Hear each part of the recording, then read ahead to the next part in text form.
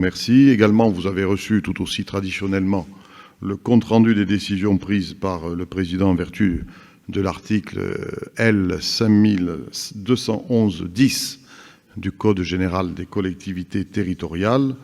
Il s'agit d'une prise d'acte, mais là aussi, s'il y a des remarques, elles peuvent naturellement être exprimées. Et dans ce sens, je donne la parole à Maxime Le Texier. Oui, bonjour, une petite remarque. Il est noté dans les décisions prises par le président que la métropole va se positionner sur un procès concernant Madame Morin qui conteste l'interprétation qui est faite de la loi sur l'assistance qui peut lui être fournie pour la préparation et la tenue des conseils. Je voudrais rappeler un historique. La loi au niveau des mairies est assez claire, c'est que les personnes en situation de handicap doivent être assistées pour la tenue des conseils. On avait demandé une interprétation plus large sur également la préparation. On n'a que la tenue des commissions et des conseils.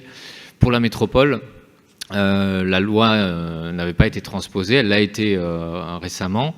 On s'attendait, et vous y étiez engagé, Monsieur Moudinque, d'un point de vue, je dirais, éthique, à, sans attendre cette loi, à transposer la même suivi et la même assistance à Madame Morin pour les commissions et les conseils à la métropole.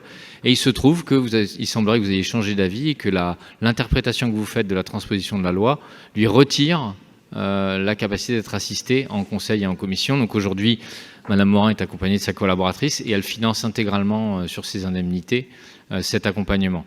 Donc on trouve surprenant, donc Madame Morin a contesté cette décision, on trouve surprenant qu'on n'arrive pas à trouver entre nous un terrain d'entente permettant à Madame Morin, comme vous y étiez engagé moralement, d'être assistée à minima dans les commissions des conseils et de dépenser de l'argent public sur des procédures qui nous semblent sans objet.